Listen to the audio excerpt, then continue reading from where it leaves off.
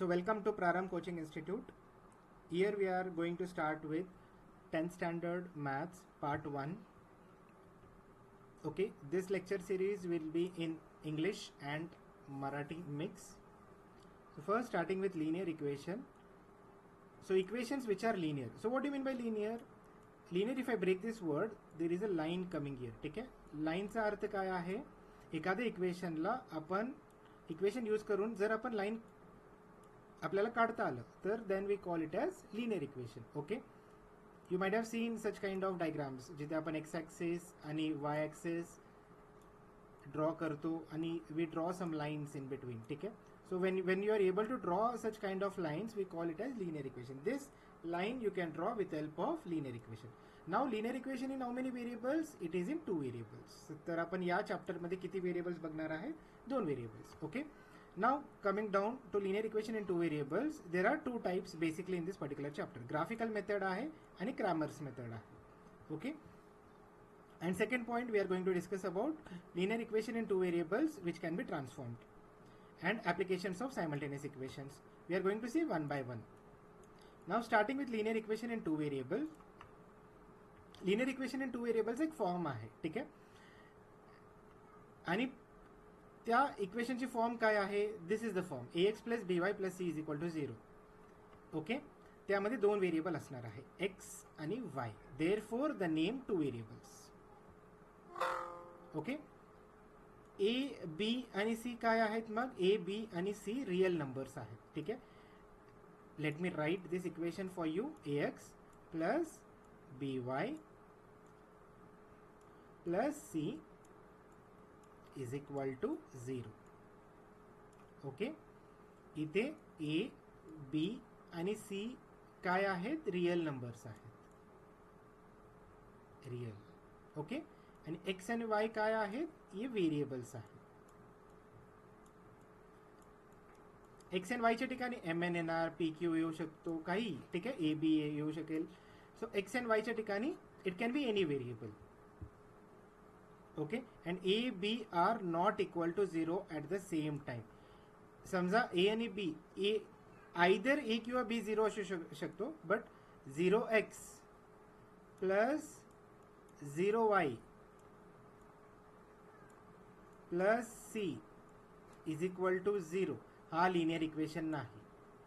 हां, 0x plus 5y plus C किंवा plus आपण 10 म्हणूया. ठीक आहे, plus 10 is equal to 0. This is linear equation, but हा पहिलावाला लिनियर इक्वेशन नाही आहे. Second is acceptable. ओके, दोन्ही व्हेरिएबलचे कोइफिशियंट जे आहेत ते दोन्ही ॲट अ टाइम 0 नसायला पाहिजे. ओके, कुठलाही एक असू शकतो. देन काही एक्झाम्पल्स आपल्याला दिलेत स्टेट बोर्डच्या टेक्स्टबुकमध्ये, ते आपण चेक करूया. 3x minus 4y plus 12 is equal to 0 is a general form of equation. Okay, आपण जर या इक्वेशनला लिनियर इक्वेशनच्या फॉर्म सोबत कम्पेअर केलं तर आपल्याला ए ची व्हॅल्यू काय मिळते? ए ची व्हॅल्यू इथे काय आहे? 3 आहे. बरोबर, एक्स सोबत काय आहे? इथं ए आहे, इथे एक्स सोबत काय आहे? 3. त्यामुळे ए ची व्हॅल्यू काय? इथं ए ची व्हॅल्यू 3 आहे. वाय सोबत काय आहे? 4. फक्त 4 नाहीये, इथे प्लस आहे, बट इथे -4 आहे. त्यामुळे बी ची व्हॅल्यू आपण -4 कन्सिडर करतो, नॉट 4. ओके, आणि सी ची व्हॅल्यू 12. प्लस आपण लिहित नाही, त्यामुळं आपण फक्त 12 कन्सिडर करतो. Okay, so A is 3, B is -4 and C is 12.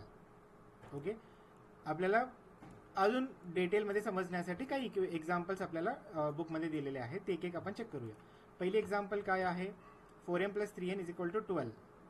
Okay, हा लिनियर इक्वेशन आहे का विचारले आपल्याला. In 2 variables, yes or no मध्ये लिहायचं आपल्याला फक्त. तर इथे एक्सच्या ठिकाणी एम आहे आणि वायच्या ठिकाणी एन आहे. Therefore this is acceptable. पण इथे त्या फॉर्ममध्ये आहे का? तुम्ही म्हणणार सर सी ची व्हॅल्यू इथे नाही आहे, मिसिंग आहे. पण सी ची व्हॅल्यू इथे आहे, तो आपण राईट साईडला ठेवला इथे फक्त इक्वेशनमध्ये. 3n 12 जर मी लेफ्ट हँड साईडला घेऊन आलो तर it will be -12 is equal to 0. Therefore the answer is yes. Okay, I can write it in this ax plus by plus c is equal to 0 format. I hope this is clear to you. आता तसेच आपण पुढचे examples check करूया. Next example is 3x square minus 7y is equal to 13. आता इथं x square आहे. व्हेरिएबलची power काय पाहिजे? As per our general form व्हेरिएबलची पॉवर 1 पाहिजे. ठीक आहे. A X plus B Y plus C is equal to 0. A X plus B Y. इथे वाय आणि एक्सची पॉवर काय आहे? इथे वायची पॉवर, एक्सची पॉवर 1 आणि वायची पॉवर 1. ठीक आहे. It is not more than 1. जर मोर दॅन 1 असेल तर तो लिनियर इक्वेशनच नाही आहे. Therefore this is not a linear equation. Next, √2x minus √5y is equal to 16. इथे √2 आहे. आपण काय म्हटलं? A B C real numbers allowed आहेत. तर √2 आणि √5 रिअल नंबर आहेत का? ते इरॅशनल नंबर आहेत आणि इरॅशनल नंबर आपल्याला माहिती आहे ते रिअल आहेत. Therefore this is yes, this is an linear equation in two variables. Okay. Next, 0x plus 6y minus 3 is equal to 0. आपण काय बघितलं? एक्सची कोइफिशियंट 0 आणि वायची कोइफिशियंट दोन्ही 0 असेल तर नाही, पण एखादा 0 असू शकतो. तर इथं एक्सची कोइफिशियंट 0 आहे पण वायची काय आहे? 6 आहे. Therefore it is in linear equation. Next, 0.3x plus 0y minus 36 is equal to. आता इथे वायचं कोइफिशियंट 0 आहे आणि एक्सचं कोइफिशियंट 0.3 आहे. एक 0 चालतो, 2 0 चालत नाही. ठीक आहे. 0.3 is a fractional number, integer numbers. ठीक आहे. Which is again allowed, right? Therefore this is yes, 0.3 real आहे. बरोबर. आता 4/x plus 5/y is equal to 4. 4/x इथे तुम्हाला पॉवर 1 1 दिसत असेल, बट ते 1 कुठे आहे? डिनॉमिनेटरमध्ये आहे. पॉवर कुठे आहे? डिनॉमिनेटर. आता पॉवरला जर आपण वर घेऊन आलो, एक्सला जर वर घेऊन आलो तर पॉवर काय होणार? मायनस होणार. डिनॉमिनेटरची पॉवर जर पॉझिटिव्ह असेल, वर आल्यावर न्यूमरेटरमध्ये घेऊन आल्यावर त्याची पॉवर काय होणार? मायनस होणार. देअरफॉर ई इक्वेशन जर मी कन्वर्ट केलं तर 5x raise to -1, 4x raise to -1 plus 5y raise to -1. 4ला जर लेफ्ट हँड साईडला घेऊन आलो तर -4 is equal to 0.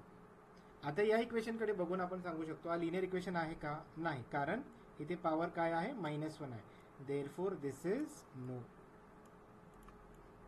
Okay. Then next, 4xy minus 5y minus 8. इथे आपण, तुम्ही म्हणणार की याची पॉवर 1 आहे, याची पॉवर 1 आहे, याची पॉवर 1 आहे, पण y 2 टाइम्स येतो इथं आणि एक टर्म मध्ये 2 व्हेरिएबल नसायला पाहिजे. एक टर्म मध्ये एकच व्हेरिएबल अलाउड आहे. इथे एका टर्म मध्ये किती व्हेरिएबल आहेत? 2 व्हेरिएबल आहेत.